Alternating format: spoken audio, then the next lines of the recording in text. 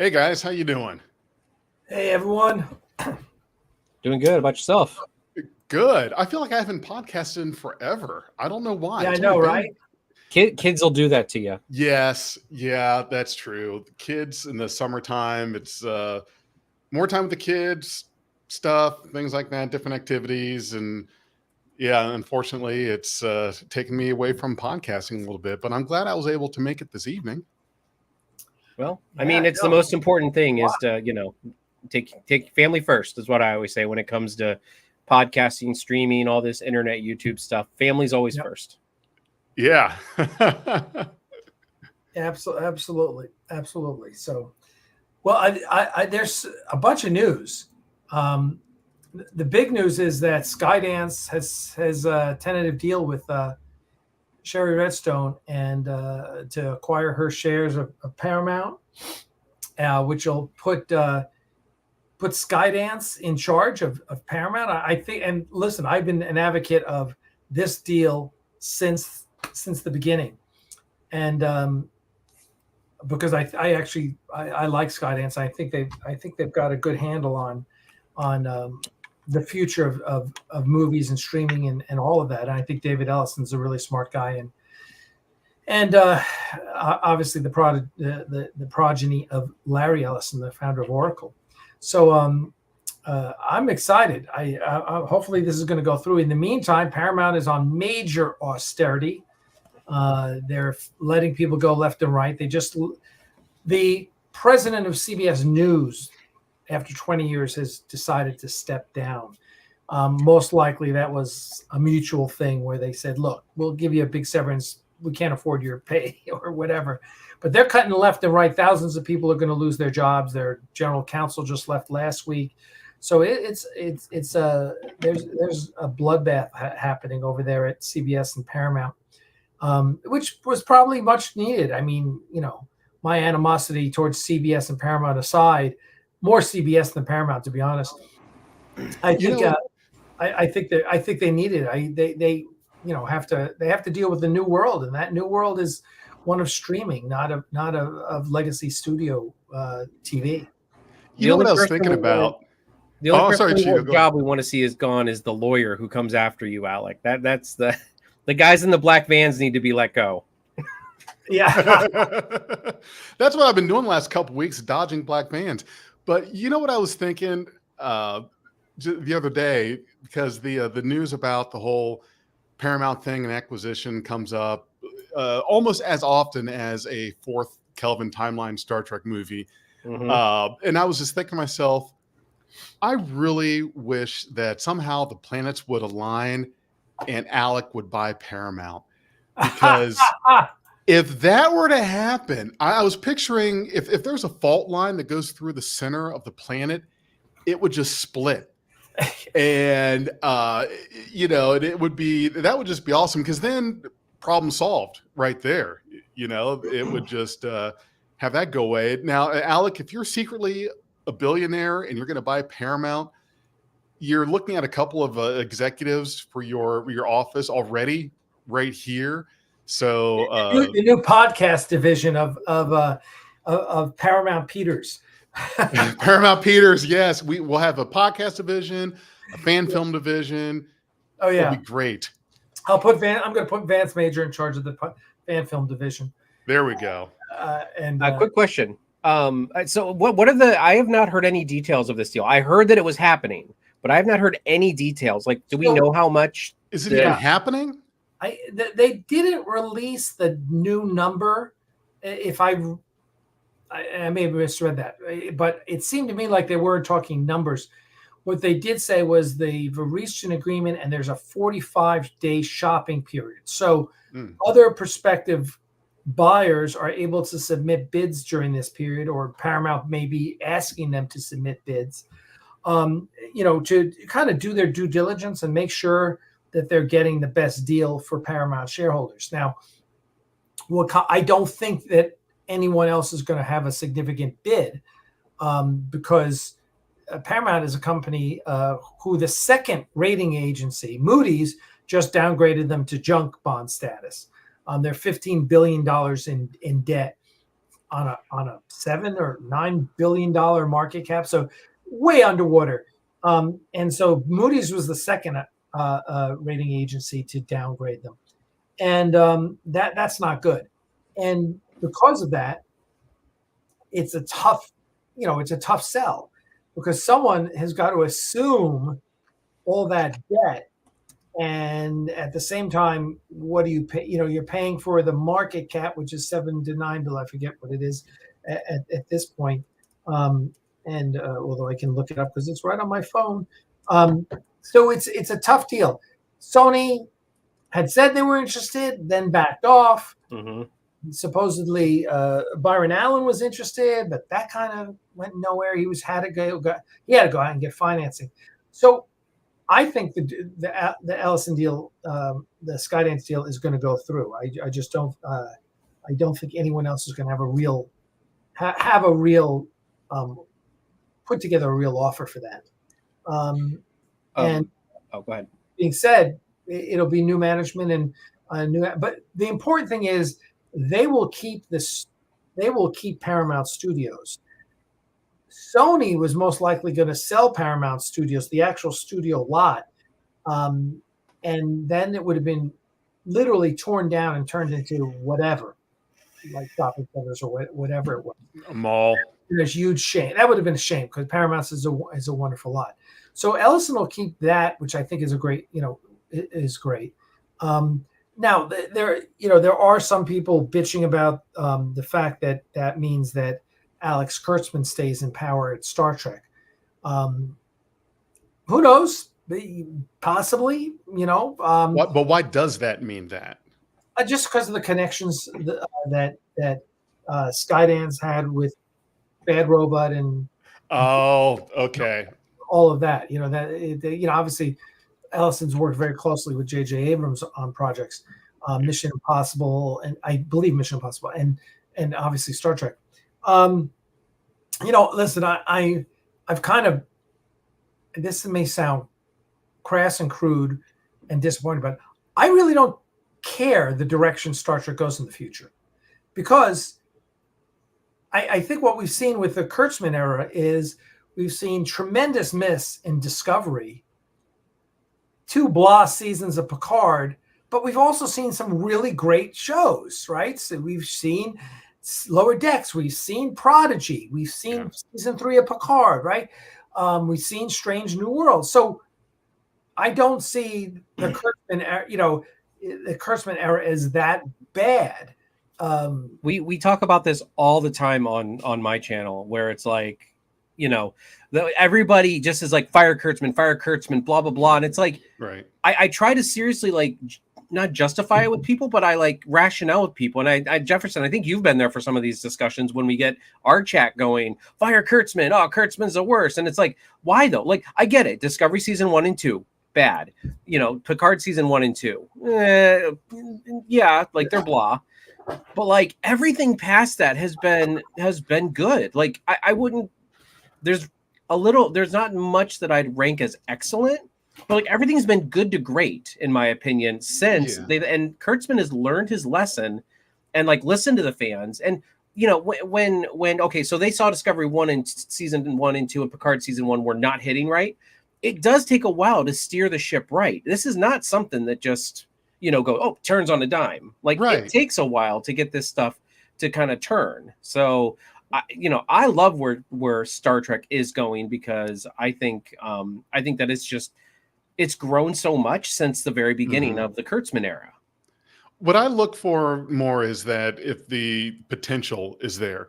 Now, I've never been a hater of Alex Kurtzman. I don't think there's anything wrong with him. I think Kurtzman is fine. I couldn't say that I would lay the responsibility of the entire franchise on him. I know that we like to have one person we can point out, if Twitter doesn't behave right, that Elon Musk, he's messing up X or Twitter, whatever the hell you want to call it. We like to have a scapegoat, one person to point at. If we have a bad season of Discovery, that's Alex Kurtzman's fault. If we have, if Lower Decks is no good, that's Kurtzman's fault. If Picard is slipping, that's Kurtzman's fault. It's easy to point the blame, but the thing is that it's not, just one person. There are so many hands that go into it. Now, Excuse me, if there is a bad fan film, I am pointing to Alec Peters first and foremost. He is responsible for every bad fan film that comes out. Yes, but I am responsible for the destruction of Star Trek fan films. Despite the fact there have been more fan films since I got sued than in all the years prior. Mostly thanks to Vance Major. Let's just be clear. But I've heard it. I think that you've got to look at the potential of the whole thing, honestly. Mm-hmm. Yeah, I've said it before. I said with Alex Kurtzman, because I'm not an Alex Kurtzman hater. I mean, I have no reason to be. What I said was, listen, pretty much every Star Trek show's first 2 seasons sucked, except for the original, of course. First 2 seasons of Next Generation were bad 80s sci-fi. Deep Space Nine, not bad, just took a while to get its footing. Right. Voyager took a while to kick the Kazons out of the galaxy. Enterprise same way. So we're kind of in that pattern where it takes a while for a show to get its footing. And so I gave Kurtzman 2 seasons of Discovery, and my attitude was like, first, then he came forward with Picard, which wasn't bad. I didn't feel it was great, but I didn't feel it was bad.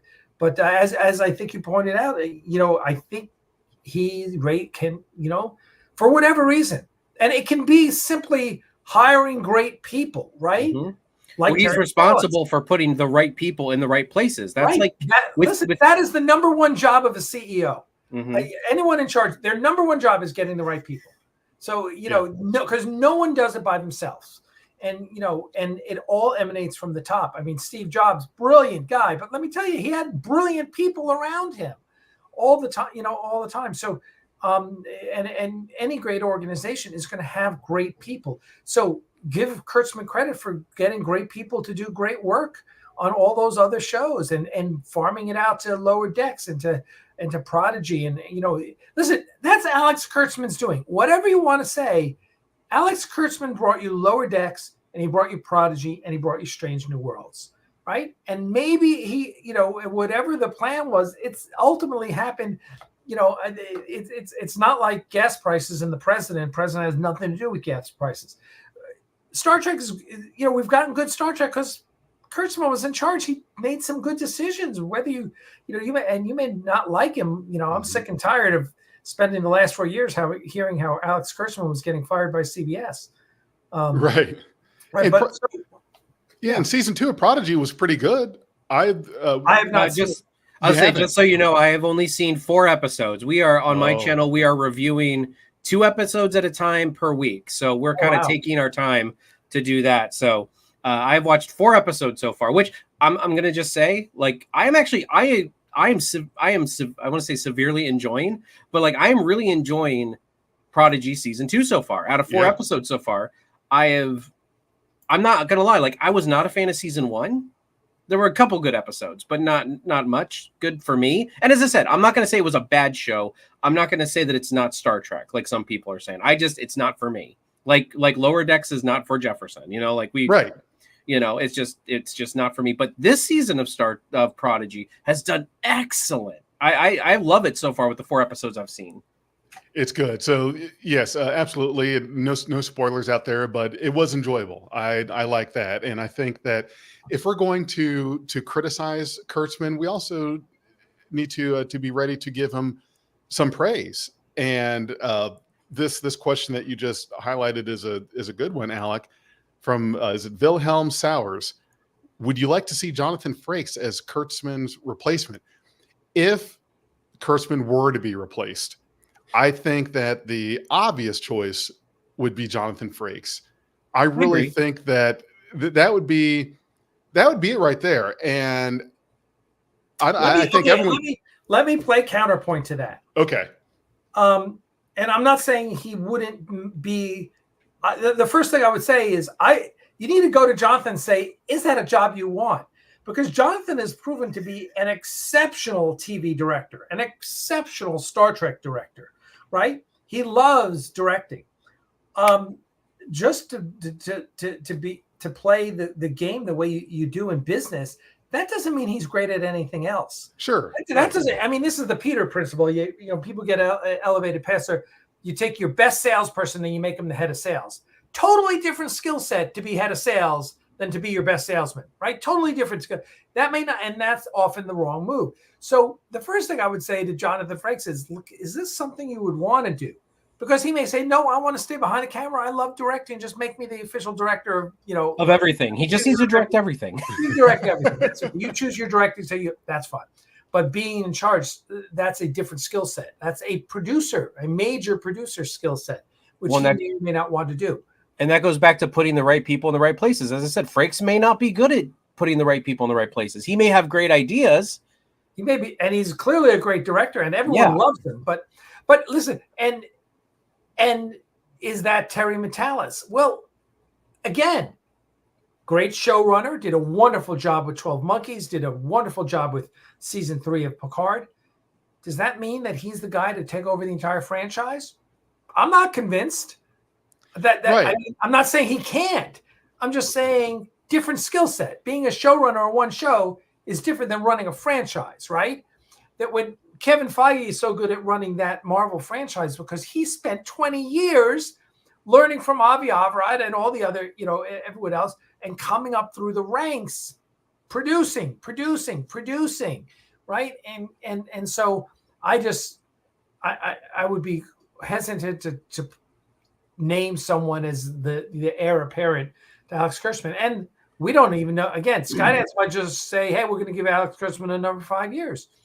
And didn't he just sign a contract, or does the merger make it null and void? No, it does not make it null and void. I thought they signed him on through 26, or is it 25? I don't remember. It could be. I know they did some sort of deal. The thing that I really feel strongly about is Alex Kurtzman's biggest mistake was not telling CBS to back off Axanar. I wish Alex Kurtzman said, "Hey, CBS, would you lighten up? We love Axanar, right? Yeah, lighten up, Francis. Yeah, lighten up, Francis. Excuse me." Yeah, exactly. I'm telling you, they really should with Skydance. They really should start a fan film department, like we've talked about. I don't know if you were here, Alec, but we talked one time at length about Paramount having like a Star Trek fan film like spotlight section where they take Star Trek fan films. They say, look, this is how much people love this franchise. You know what I mean? Like, what I would really like to know, because there are a lot of things, and this is always something that's kind of frustrating to me, and it's just day-to-day stuff where it seems like this idea seems like an obviously good idea, and it's frustrating that it's not happening. And it makes me think there has to be something I'm missing. Now, all of us, and we could be a little biased, but all of us could sit here and say, yes, obviously Paramount should have a fan film division. It's perfect. It makes sense, et cetera, et cetera, et cetera. Well, I start to wonder, is there something that we're missing? Is there some unknown reason as to why that's completely not feasible or not doable, not marketable? It seems like a great idea to us. Yes, it seems like a no-brainer. But why aren't they doing that? Why is that not a thing? I'll tell you. Before Axanar got sued, before we were even on the radar, I had started with Star Trek New Voyages in 2010. And back then I was the guy constantly trying to get them to come up with fan film guidelines because everyone said they wanted them. I mean, James Cawley said they wanted them. Everyone wanted fan film guidelines because they wanted to know where the line was, right? Yeah. And we basically said, okay, well, look, just don't make money. Don't sell stuff that says Star Trek on it, right? Don't, and that was cool. I remember Cawley got a cease and desist once for selling T-shirts that said Star Trek on them. Okay, we all got that. Mm-hmm. But John Van Sitters, who's the Star Trek brand manager, kind of said to me one time, we're wasting every hour we spend on fan films is a waste of our time. It's a waste because our time's so valuable. We should be spending it on something else. Which I don't necessarily disagree with his statement, because they are so understaffed, especially in licensing and everything. However, it would be very easy to do. Now, the other thing was Bill Burke, the head of CBS Consumer Products, who I was having discussions with after Liz Kolodner, the head of CBS licensing, put me onto him, and we had this discussion, and he came back to say, and may rest in peace, he's passed, but he came back and said to me, I've run it up the flagpole, and literally everyone said that it would take the CEO of Paramount and the CEO of CBS sitting in a room together talking nothing about fan films to make it happen, make guidelines happen. Well, obviously that was bullshit, because they came out with guidelines really easily when they wanted to. It was a lack of will. It wasn't a lack of ability. So they've always taken, CBS and Paramount have always taken this, it's a waste of our time. We don't want to deal with fan films, whatever. Now look at Lucasfilm. Lucasfilm elevates fan films. Lucasfilm goes to bat for fan films.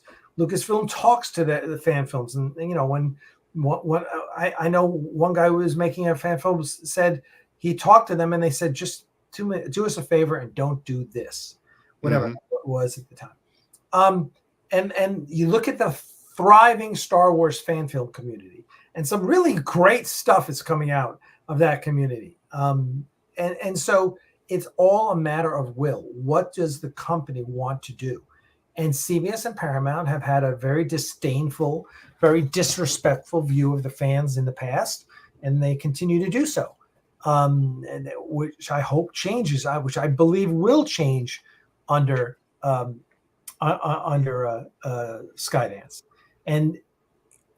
But the other thing, let's just be clear.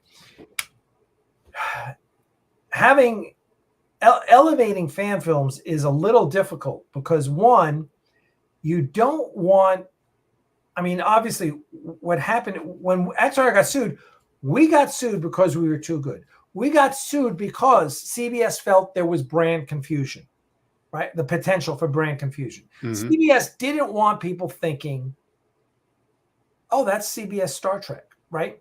Now, the solution should have been bring us in-house, put us on their website, make it very clear that this was a fan film and fans were doing this, but they didn't have the foresight to do that. So there is a potential. However, as much as I love Vance Major, and I'm guaranteeing you that most Star Trek fans don't want to watch Vance Major's films. They want to watch Star Trek, but they don't want to spend the time watching 150 episodes of a guy who's shooting his stuff on his iPhone. It's just, that's not what people are watching, right? And so what now you're getting into, so what does CBS want to promote in fan films? Do they want to put Axanar on their website? Well, who's next? Is it Farragut Forward? Do they want to take the old episodes of Star Trek New Voyages and Star Trek Continues, which are obviously really good? Where's the line? So there's a lot of issues around that, which I can respect. Embracing fan films actually takes a little effort, and until you're willing as a corporation to put that effort in and to cultivate your fan films and to have someone who's the point person with fan films, it's probably not going to happen. Usually for pretty much anything, I think the solution is look at the money. There are a lot of examples where you can say, well, why is this? It's because of money. Why don't we have that? Because of money. So one of the things to look at is, okay, there has to be some money related issue behind Paramount and CBS being completely hands off in regards to fan films. The thing is that, okay, you tell people you can't profit off of it, which makes sense because that's money. We don't want you to make money because we're the ones that want to make the money. So but the thing that doesn't make sense is, all right, but we are willing to spend an endless amount of money to make sure that you're not spending money. And to make sure you're not spending money, we're going to keep spending money to make sure that you don't. That doesn't add up to me, honestly.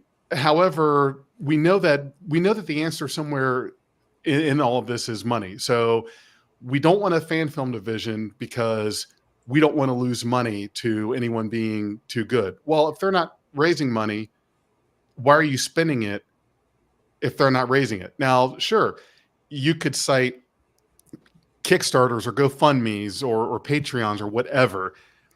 Okay, well, the thing is that you're going to pay a lawyer more money to wash his hands after he takes a shit than this fan film is ever going to get from a tip jar. But you're totally okay with doing that and continuing to do that. That doesn't make sense, and that's the part that doesn't add up. Did it make sense for CBS to spend $300,000 arguing the settlement agreement with me? No. Stupid shit over the stupidest shit in the world, right? And I think that's why they went after Axanar, was because they wanted to make an example that would reverberate throughout the entire fan filmdom, because they're like, okay, we're going after the biggest dog, and that seemed to be Axanar at the time. If you're going up against 6 guys, you pick the biggest guy and you hit him in the nose. Bruce Lee 101. Right. Yeah. So that's why they don't bother with kind of like some of these other fan, like Avalon or Farragut Forward or any of these other ones. They're like, well, no, we're making an example out of, and then you fought back. And I think that's what you do. You fight back against a bully. And then all of a sudden it's like, they have to save face, but they still, it's not like they retaliated back, like aggressively, like they were just basically on the back foot at that point with you, well, yeah. They had a, that's why they settled with, they settled with us because they didn't want it to keep going on, right? It was bad PR for them for it to keep going on. But I think the point is that it never needed to get to there. There was a positive solution, and I was all about the positive solutions, and I was all about, how do we work together? How do we make this? We will give it to you, right? I've said this time and time again. We said to them, you take it. Let us make it. You take it. Do whatever you want. Just let us make the Blu-ray and give it out to our donors, and then go make money with it. We don't care. We just want to make it. They were not able to see that and to process that and to figure out a way to do it. Now, this is what I love about the potential of Skydance coming in. Skydance is way closer to a Silicon Valley tech company, entrepreneurial, cutting edge, than it is to an old school studio, whether that be CBS or Paramount. I think David Ellison is going to have a different way of looking at things. Look, their challenge is, how do we solve the streaming problem, right? That's the problem. It's how do we solve streaming? I trust David Ellison to solve that problem way more than I trust a bunch of old farts at Paramount, the three guys who are running Paramount right now, or whoever at CBS. I trust a person who's built Skydance and has a different view of what the Hollywood system is about. You need a paradigm shift here. That's what you need. Sorry to use the Silicon Valley techno babble, but that's what you need. And who are you going to get that from? You're going to get it from a Silicon Valley startup. You're not going to get it from. Listen, I've used the example before. When the first electric toothbrush that was really successful, the spin brush, was like 25 years ago, and it was an electric toothbrush, and it cost you like $10, and the head spinned, and it was before Sonicare and Orbi and all those guys developed them, and it was so revolutionary. But it was because a couple engineers figured out a way to miniaturize gears, and they made this toothbrush, and it was wildly successful. We were all buying it for $10 back 25 years ago, right? I think it was Procter & Gamble or GE, one of those guys bought them. The company, they either owned Crest or Colgate, I forgot which one it was, and they bought them. And when they bought them, they said to them, we're not touching you guys. You guys go do your thing. We're just going to market the shit out of it. but we don't want to touch you because if we bring you guys in-house, and we're going to ruin your culture and we're going to ruin your company. We may own your company, but we don't want to ruin it. So you guys do your thing. And so they let them alone to innovate and, and come up with new and interesting products. That's a really intelligent way to look at it, because big corporations have big institutional lack of inertia, or maybe they have big inertia, but it's not going to be innovative. There's a reason that all of the innovation is happening in Silicon Valley and not in the Midwest. Right. You've got to buy the idea, and that's the thing that makes a lot of companies grow. Now, I let me give you a disclaimer. I'm not a corporate kind of speaker or anything like that. What? Get out of here! I thought you were a corporate. I thought you were one of those corporate guys from Paramount that Alec was talking about. Those old guys that were trying to figure out streaming. This streaming thing. How does it get in the house? Does it come through a wire? But the way you grow companies now is acquisitions, right? That's what you see all the time. It's acquisitions. If there was a company that I was a part of, this was before the one I'm with now, and the story behind them was basically, it was this construction company that I worked for, that I did IT work for, and there was a bid that they had to do a particular job, and they found that to get this bid, there was a thing they had to do that they did not specialize in. So what they did was they found a company that did, and they bought them. So now we can do this thing. And then another phase of this bid was, okay, now can you do this part? All right, well, no, we don't really have the staff or the people or the training for this part of it, but they found a company that did, bought them. So that's what's happening is you're finding the people that can do the thing that you need, and you're just buying them up. So to me, it seems like, well, that's where it's at, is you find someone that has a niche, that's got something that you can use or market, if anything, for streaming content. For Paramount Plus, what do they have besides Star Trek really that's worth subscribing for? How many times? A lot of people like what crime show does CBS have? CSI, or is it NCIS? I don't remember. I think it's NCIS, isn't it? I know they got some kind of major crime shows that people like and they also have the Yellowstone universe, because there's like 3 shows of that. So Paramount does have stuff that we're subscribing for, although I don't watch it. I only watch it for Trek. I don't watch Yellowstone. Right. I don't watch any of the NCISs or whatever. But still, like when I normally talk to people, the main thing they're subscribed for is either one of those 3 things: Star Trek, Yellowstone or its surrounding shows, or like the crime shows, But and you subscribe for the season, and then you cancel. Then you come back when whatever show you like comes back around.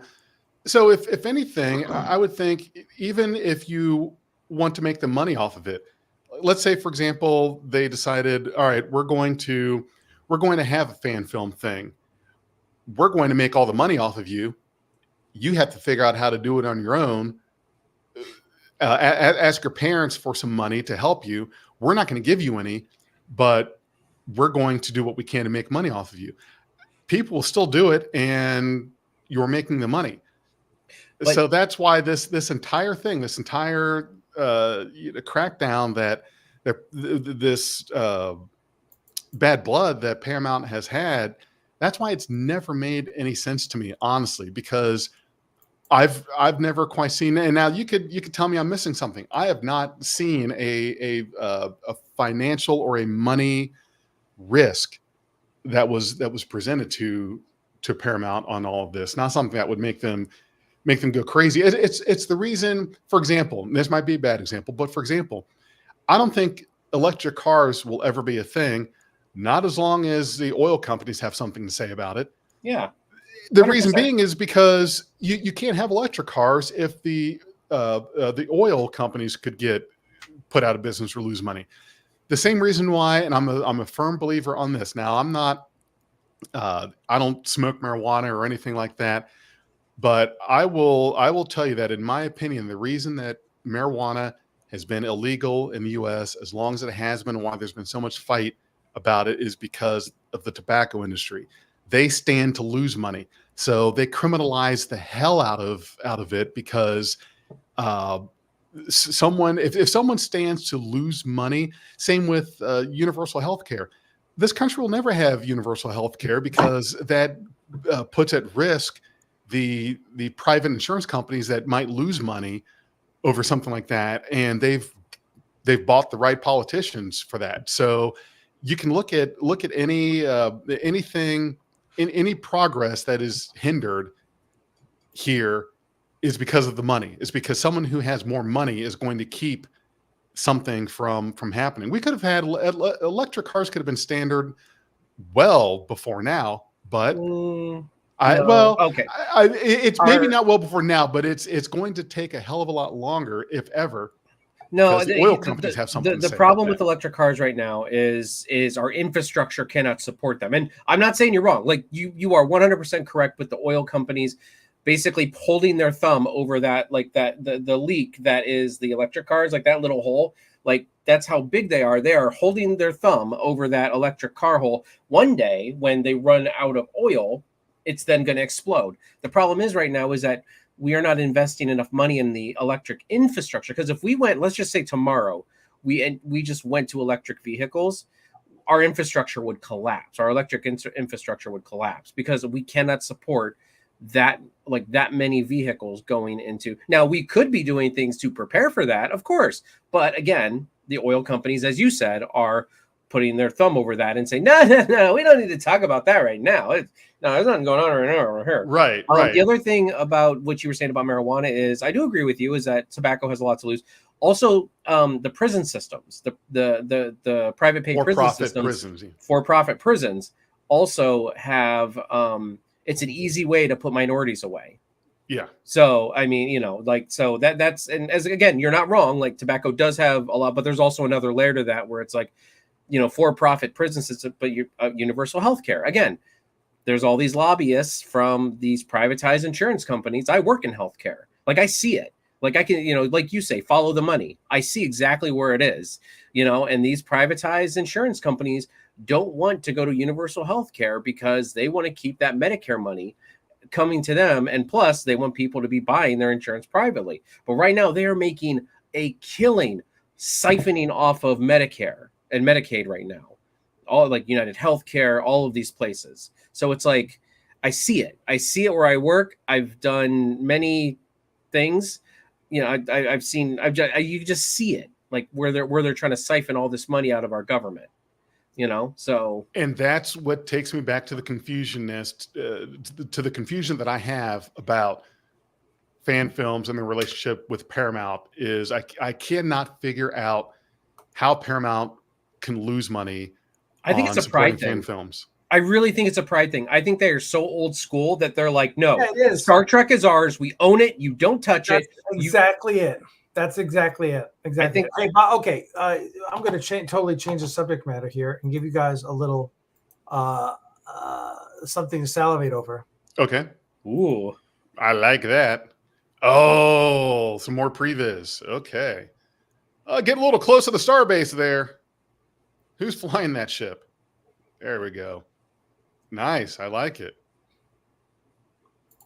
There you go. Good. Yeah, we've gotten a bunch more. The things are going really well. And also, we're about to be fully funded. The last check is coming from one of our benefactors, Goodney in Japan. Arigato gozaimasu. Goodney. So we're really, really excited about finishing the VFX, and I'd love to have him on a live stream sometime. It's so funny you were saying that because he and I have been talking a lot the last few days, and I was going to say, God, we already had Dave on a live stream, so we need to have Goodney on a live stream as well. So we will. He's an interesting cat. Yeah, I definitely want to be on for something like that. Yeah, it Yeah, seems like it'd be a lot of fun to talk to. How far along are the VFX? Like if you had to give a percentages, we're halfway there. We're 60% of the way there. Oh, I know we're close to being done with episode 4. Gotcha. Close. Now that means there's like we're right now just investing in new computers, and there's new chips coming out, and we're investing in a new computer system just for our VFX team, just so that they can speed up the process of rendering. So things have probably taken longer than I'd like up until, since we finished principal photography. But now the goal is now we have a process in place with our VFX. We have 2 VFX teams. We have a process in place with both of them. The previous is just coming off the assembling line, and we're signing off on it as fast as we can. We're already gotten the first finished shots. And now I think we're really going to, I think the next couple of months are going to be really, really productive.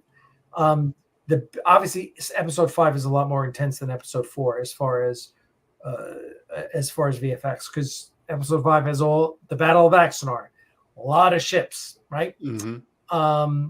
But there's some. I love me some pew-pews. Yeah. There's just some great stuff. Let me see if I. There it is. Let's see. And make the investment in the technology. That's the important part. If there's anywhere where you don't want to skimp, it's on the technology, because it's the computers and your hardware that's going to make these things possible. I think that it's easy to forget that can be where your bottleneck is. You can spend all the money on cameras, microphones, sets, et cetera. But then you start skimping on the computers, and that's where it's going to hurt you. There you go. Another nice shot there. Yeah. So and there's previews that we're getting, and I'm like, our VFX team is sending us shots we didn't even ask for. Now, It depends whether or not we'll use them. Whether or not we'll use them is another matter. But they're sending us a lot of stuff because, a lot of it is, well, what do you think about this? Listen, that whole Pearl Harbor scene in Battlestar Galactica, where the Cylons destroy the starbase, was basically the VFX team saying, let's try this and see if they like it. The original shot was so basic. Doug Drexler told me about that. And and how the VFX crew went wild because they loved it so much. So, and then here I'm going to give you another little tip. I can't even, it's almost like I can't tell you about this, but here you go.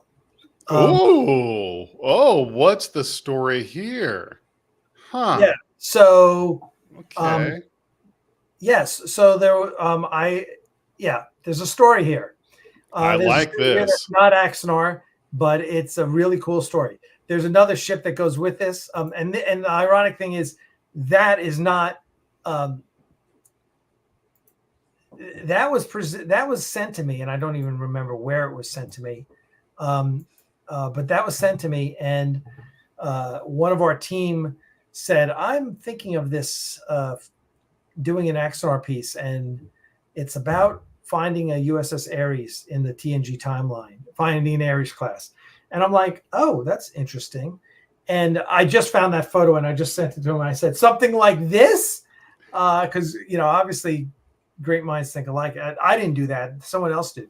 So, but it's fun when you get other fan film people who want to play in your universe. And I think we're hoping that the change in ownership at Paramount drives more fan films, right? More Axanar fan films. So I have a quick question. So if Skydance Paramount goes through, I don't know how long it's going to take. They say it can take 1 to 2 years for the merger to be complete. Does this change anything for the current Axanar project? It doesn't, other than it reduces the friction we have. So we don't have to deal with some black vans, or some or some some putts thinking, hey, let me screw with Alec. The goal obviously is to have an enlightened monarchy over at Skydance that says, hey guys, that really wasn't the right way to treat fans. We're going to treat the fans a little differently. Now, I have there's no delusions here that Skydance is going to pick up the phone and say, Alec, come work for us. That ain't happening. But what would be nice is to get an email and say, hey, let's just talk about how we can reduce the friction between fan films and Paramount. All for that. Yes, that's what we're here for. Ultimately we're here to promote Star Trek. Whether or not the unenlightened individuals at CBS and Paramount and Lobes decided, to do whatever they wanted to do. There's a path forward because we just want to make Star Trek. We just want to promote Star Trek. I mean, anyone, I have yet to find the person who knows about the lawsuit, who says to me, well, seriously, a smart person, not some.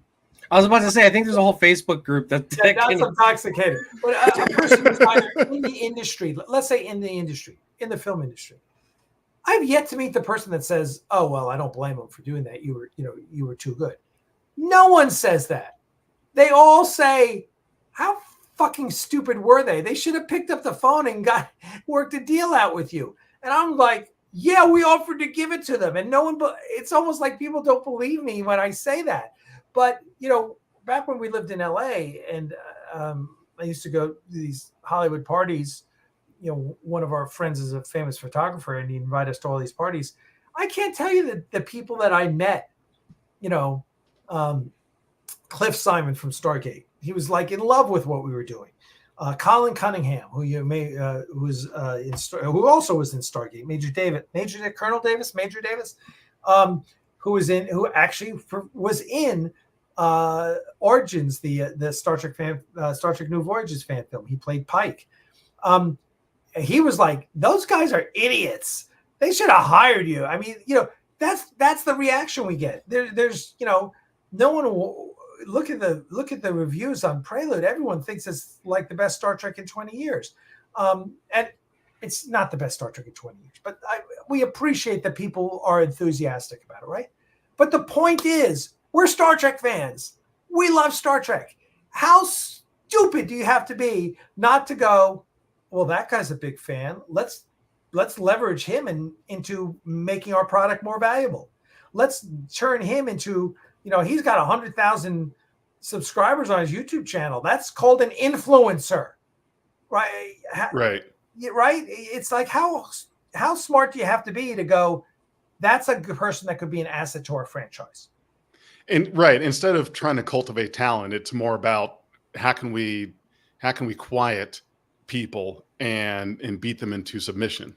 Well, and that's why I go back to, I think it's more of a pride thing, because it makes no sense. Like in this day and age, we're trying to cultivate relationships with fans and everything. Like the fans are more involved in these franchises than ever before, and they should be listening. And CBS and Paramount, mostly CBS, are just like, they have that arrogance to them. You can just see it where they're just no, this is ours. This is our baby. We didn't come up with this. So that's why, we need to spend thousands and thousands and hundreds of thousands of dollars to quiet this down, when they could have been putting that into a new Star Trek show. You know what I mean? Like, right. It's ours, and you can't touch it. Exactly. And we're going to send a message and make an example. It's kind of like, I don't know why you guys kept reminding me of this. There was one of many arguments or disagreements or fights I had with my ex-wife. And I think I was wrong, but I didn't want her to know that. and I wasn't going to. I was so committed that it was like I was going to just play this out because the risk of being wrong was just too great. And I But that's I the was thing, though. It not doesn't going make to give sense. that win. No, but that's the thing, though. It's that like the risk of being wrong in this instance. Well, it got to the point where it was so bad because they kept on pushing back at fan films. So yeah, there came a point where, but if in the beginning where they went to Alec and they said no, we need to cease and desist, and then they sat down and talked with Alec, and then they're like, oh, okay, well then let's negotiate that. Like it. So yeah. So I guess the again the stubbornness of them not wanting to actually sit down at the table and be like, all right, let's work something out with this. Yeah, because listen, as I've said before, someone said to me, a year or two ago, someone said to me, Alec, in 50 years, no one's going to know that Prelude to Axanar wasn't real Star Trek. And I was like, True. Oh, okay, that's really interesting. Okay, True. if that is true, then why do you not want that person who's making that Star Trek, that Star Trek that's going to outlive all of us, working with you? Again, Cheeto, as you said, it's like if they had called me up and said, look, we can't have you making a movie, right? We need you to cut it down to 2 15-minute episodes or whatever. Or make 2 more episodes like Prelude to Axanar, and we'll put it on our website. How's that? Okay. All right. Listen, I was the one asking for guidelines. If they come in and ask me for that, I would have said, okay, what am I going to say? You're giving me a way to make it. It's not what a movie. Okay. We would have done it, but they didn't do that. And so again, that's not,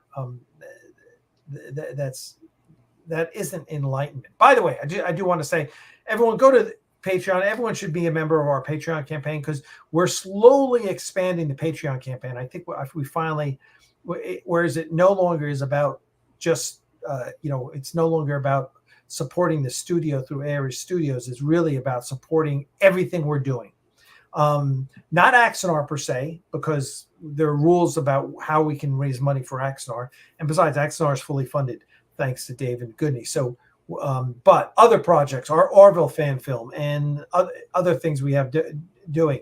So there's a lot, there's a lot of fun things. And I am putting out previs and VFX and stuff on Patreon.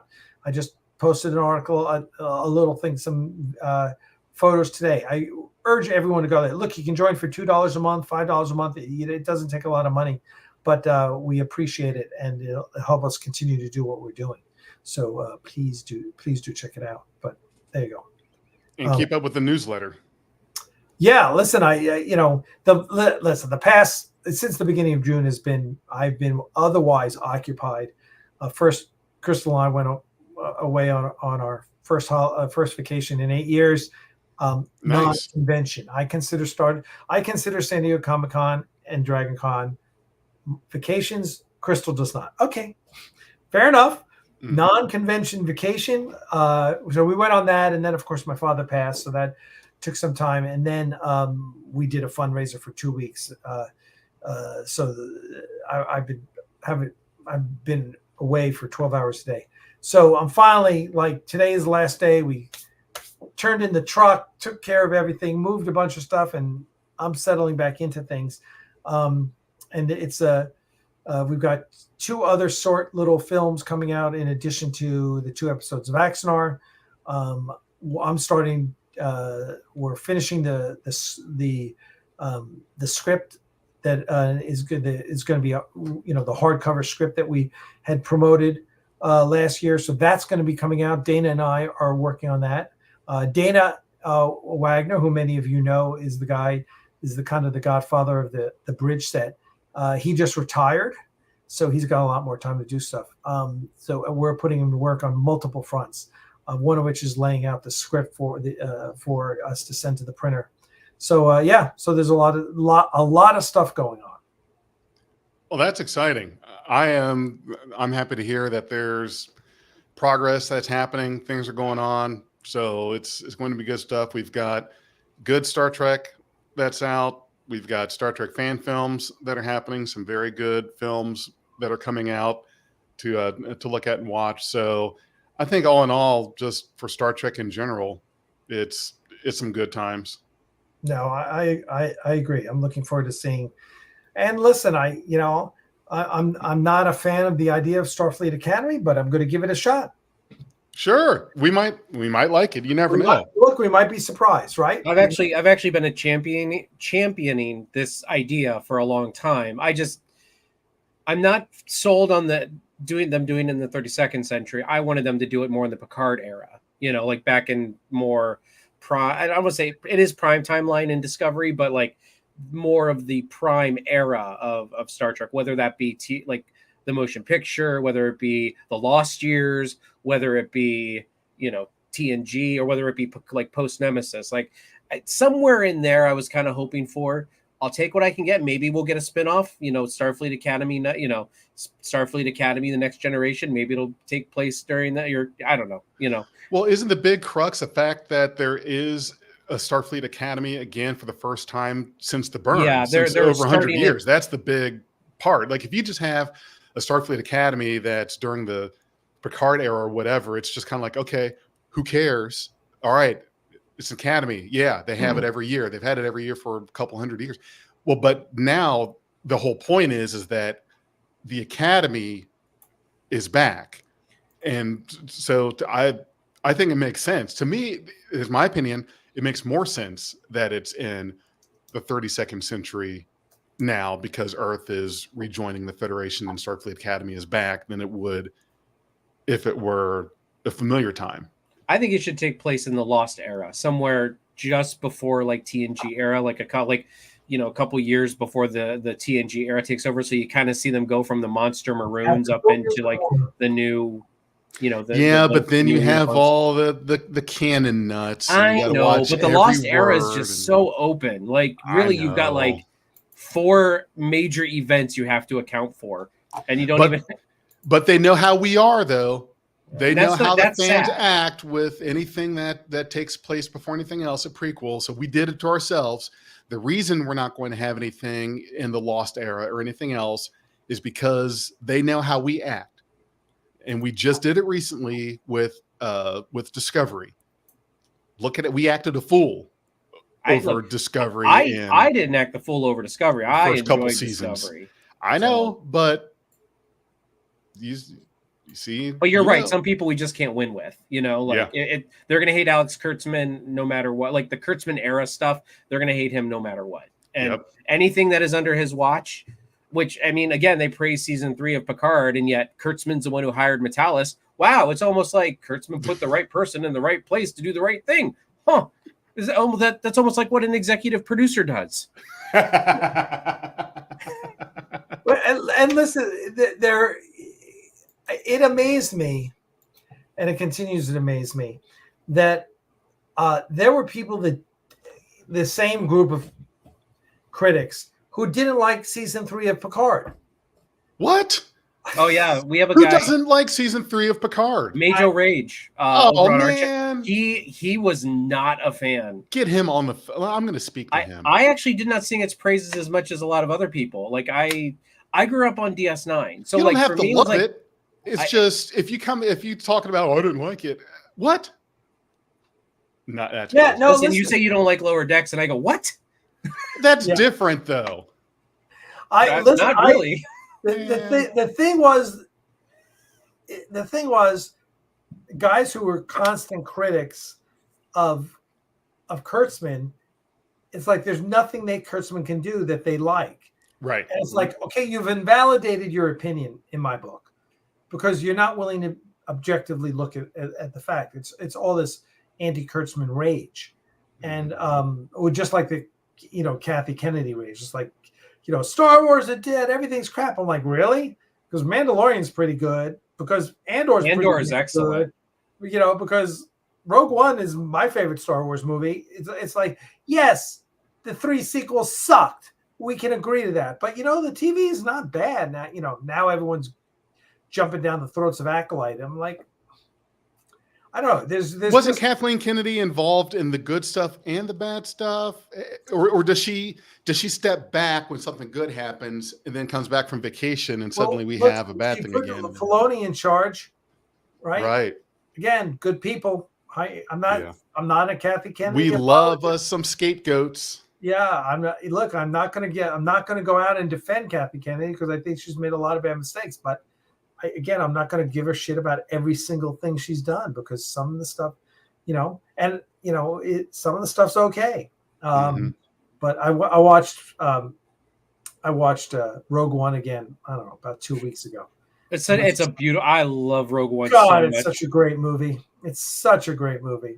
Rogue One is good. No, it's the best in my opinion. Me too. Better. It is my favorite Star Wars movie. And better than Empire, better than Return, better than A New Hope. Oh yeah. Oh, yeah. I will die on that hill. Oh, me too. Plus, it creates characters that you care about, and you care about the fact that they all died. Cheeto, I was with you until you challenged Empire. No.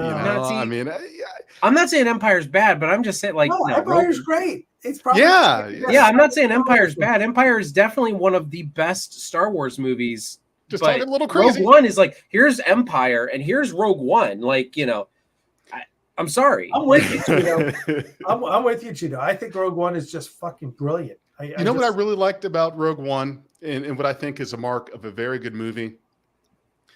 Rogue One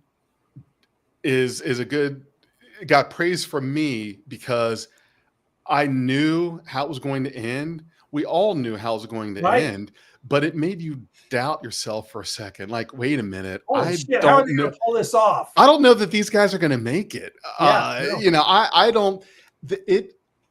It made me question for a moment that, I don't think that I know damn well this takes place right before A New Hope. And we know how that happened. But for a moment, I started to think, I don't think they're going to make it. I think these guys are toast. The plans are not getting off this ship. Yeah. When you know what's going to happen, but you doubt yourself, that's a good movie. The other thing I really liked about it was that, like, you got to see, like, the dark side of the rebellion. The rebellion was not squeaky clean. And I think they hinted at that in Rogue One, and they expanded on it in Andor. That's why I think Andor is such a fantastic series, because it takes what Rogue One like that little hint that they got there. They're like, wow, the rebellion is actually doing some shady shit right now, and they were just like, all right, well, we're just going to go all in on it. And I can't wait for season 2. I think it's going to get so good. Yeah. No, I love Andor, and they're supposedly introducing other characters from Rogue One into Andor. Which is great. So they would have to, at least for Cassian's sake, because wouldn't I can never K7 I think is his name. They at least got to have him meet him, because they say that season 2 of Andor is going to lead right up to the beginning of Rogue One. Oh, is that what it is? Yeah, that's what they say, because season 2 is the final season. Like, they're not going past. That's the only problem with Rogue One, is that you kill everybody off, then you really. If you're going to milk it, which I don't endorse milking anything, but it's just like, if you're going to milk it, you kind of very limited play box, unless you're going to screw with canon. And guess what? You don't screw with canon. No, don't do that. Star Wars is like, fuck no, we're not messing with canon. We've seen Star Trek fans. We see how they act.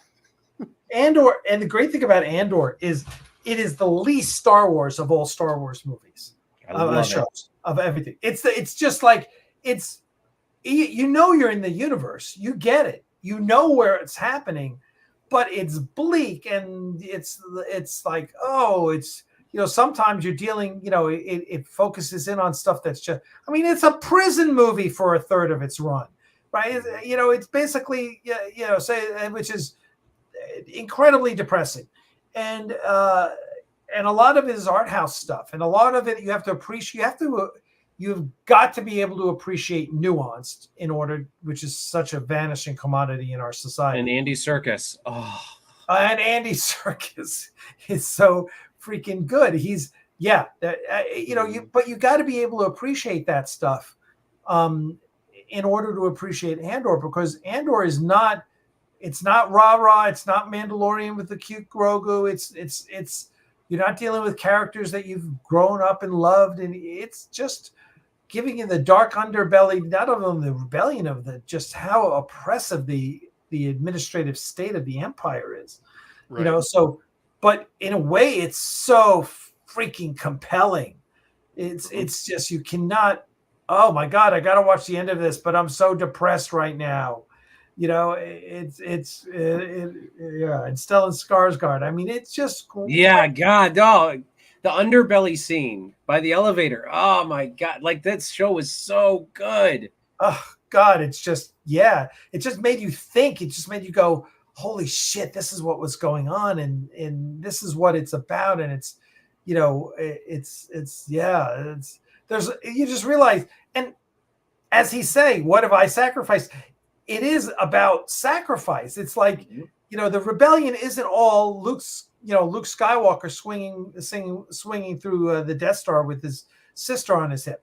It's not all bright and shiny. It's dark and bleak, and people are dying, and people are getting. It's just awful, awful, awful. But yeah, the universe has to get to that point for all-out rebellion like that, and here's the thing: it's like with Mon Mothma, I love her story in Andor, and it's like, but I dread what's going to happen to her husband and her daughter. Oh my God! Well, think about all the subcontractors and union workers that were on the Death Star. They didn't have anything to do with anything. They're just working a job. This guy's in there probably painting a room and running wire in a conference room, and then suddenly he's got torpedoes shoved up his ass and the thing blows up. Who's the guy that thought that the Rebel Alliance were just all upstanding good guys? All of the corporate execs. I mean, Moffs in the conference room on the Death Star. They're the ones who were like out of touch. Even Grand Moff Tarkin. He's like. Leave in our moments of triumph, and he's like they're like, hey, there's a real threat here. We've analyzed their plan of attack, and we may die. And Grand Moff Tarkin's like, they cannot do this, even though they're like outside their doors, their windows firing. I would have been the first one off that ship. I know. I'd have been like, deuces. The station, peace. I'm not paid enough for this. All right, listen, we need to. Here, guys. We appreciate it. Thanks for coming out. Thanks for joining us in our conversation. We will be doing it again more often. So stay tuned. Make sure that let me give you a different banner. Make sure you sign up for the Axanar Newsletter down there. Go to axanar.com/newsletter. Sign up for the Axanar. That's the best way to get all the info. Thank you, Cheeto. Thank you, Big J. It's appreciate it. We will see all of you guys in the near future with more news on what's happening. Cheers. Live long and prosper. Now